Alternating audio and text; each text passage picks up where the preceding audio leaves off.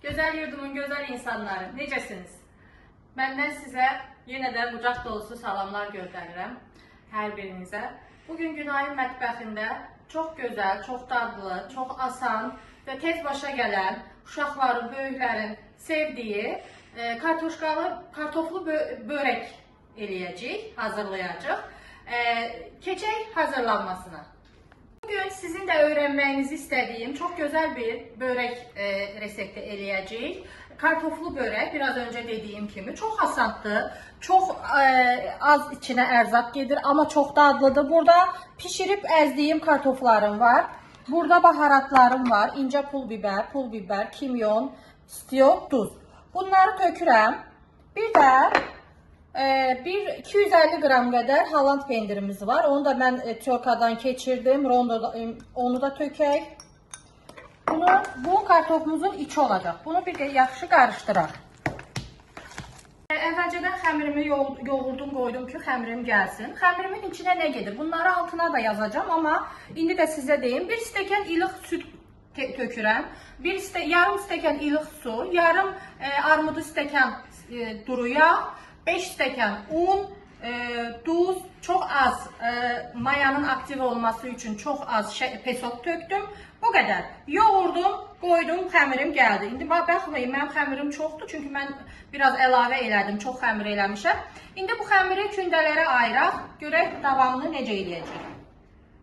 Bu şəkildə mən xəmirimizi kündələrə ayırdım. Haradasa 7 dənə kündə çıxdı. Bu normal eləyəndə 5 dənə kündə çıxır, yəni 5 dənə börək olur.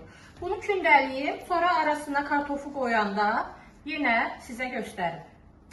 Mən xəmirimizi kündələrə ayırdım.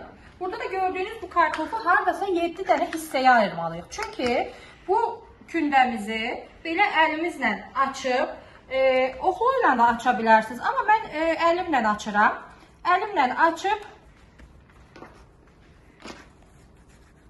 bu şəkildə bundan belə dolu qaşıq bunun içinə qoyub təzədən bunu mən kündə halına gətirirəm.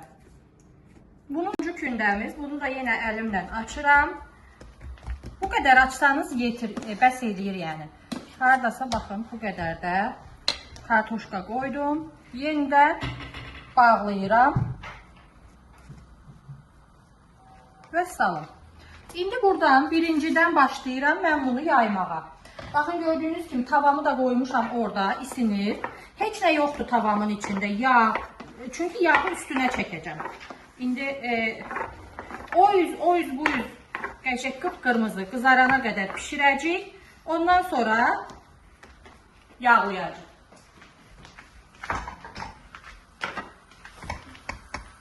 Belə, ağzı açıq şəkildə belə pişəcək bu. İndi o bir tarafı baxın nə gözəl qıpqırmızı pişdi. Bunu çevirdim mən. Çevirəndən sonra kərə yağından bunu bir gözəl yağlayıram. Gözləyirəm o bir tərəfi də pişsin. Bir növ bizim oraların saçda pişən xamralısına oxşuyur görünüşü. Əslində türklər buna kartoflu xamralı deyirlər. Belə bu şəkildə. Mən də buna kartoflu börək dedim. Onlar bazlama deyir. Bazlama da bizim xamralımızdır. Bunu da o bir tərəfi pişsin, o birisinə keçək. Bu tərəfi də pişdi.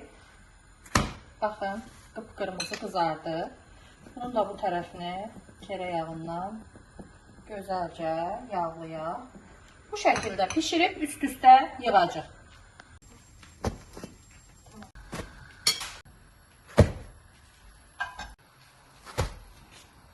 Baxın, börəklərimiz hazırdır. Bu şəkildə istidir. Ay, əlim yandı. Belə. Çox gözəldir, çox dadlıdır. Pişirənlərə, yeyənlərə nuş olsun. Özünüzə yaxşı baxın. Görüşərik.